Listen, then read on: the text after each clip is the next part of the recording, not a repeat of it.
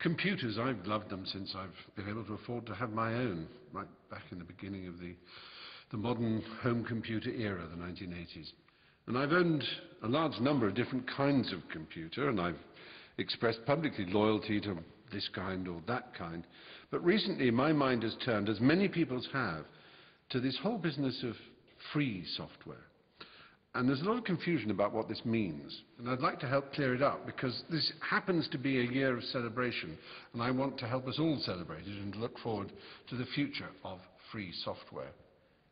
If you have, I don't know, plumbing in your house, it may be that you don't understand it. But you may have a friend who does, and they may suggest you move a pipe here, a stopcock there, a valve somewhere else. And you're not breaking the law by doing that, are you? Because it's your house and you own the plumbing.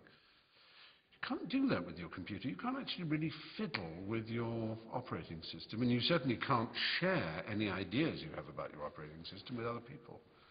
Because Apple and Microsoft, who run the two most popular operating systems, are very firm about the fact that they own that.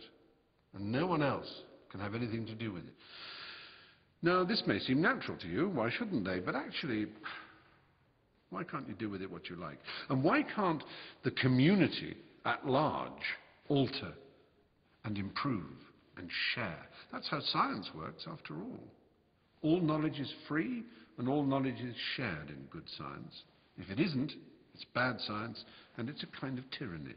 And this is really where it all started. A man called Richard Stallman.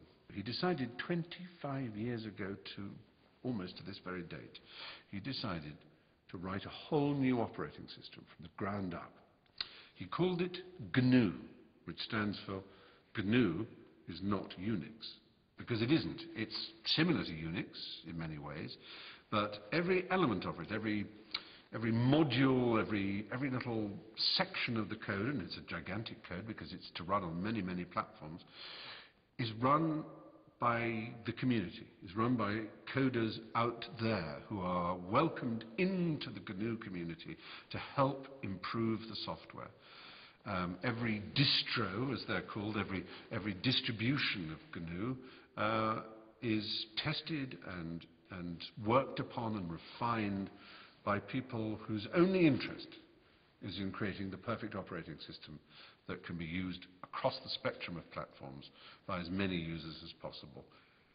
Now, there came a time when the kernel, which is the sort of central part of an operating system, needed to be written, and a man called Linus Torvald, of whom you may have heard, wrote the kernel, and it was named after his name, Linus. It was known as Linux, or Linux, as some people pronounce it. And Linux is the kernel that runs within GNU. And I'm here, as it were, simply to remind you that GNU and Linux are the twin pillars of the free software community. People who believe, and this is the important part, that software should be free, that the using community should be allowed to adapt it and adopt it, to change it, to improve it, to spread those improvements around the community, like science. That's basically what it's saying. In the same way that good scientists share everything and all knowledge is open and free, so it should be with an operating system. So if you're a supporter of GNU, if you're a supporter of Linux and Free Software Foundation, well, what can I do, you're probably wondering. The most obvious thing you can do is use a GNU Linux operating system on your own computer. It's a lot easier than you might think. Go to GNU.org and see if you can find a distribution that suits you. Probably, if you like a good graphical user interface, something like GNU Sense.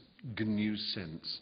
You'll see it there on GNU.org. Or, if you're a really smart cookie, you might want to do your own coding. You might want to contribute to the sum of knowledge that makes GNU and Linux what they are. Either way, I hope you will join me in wishing GNU a very happy 25th birthday. Let's do that now, actually. So, happy birthday GNU, 25 years old, the operating system of the future. Freedom!